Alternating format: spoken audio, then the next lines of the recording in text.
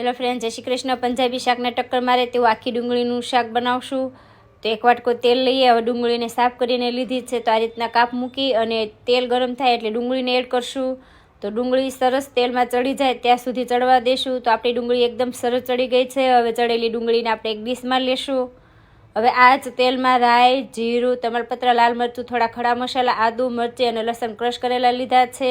એ ચડી જાય પછી ટામેટાની ગ્રેવી એડ કરવાની.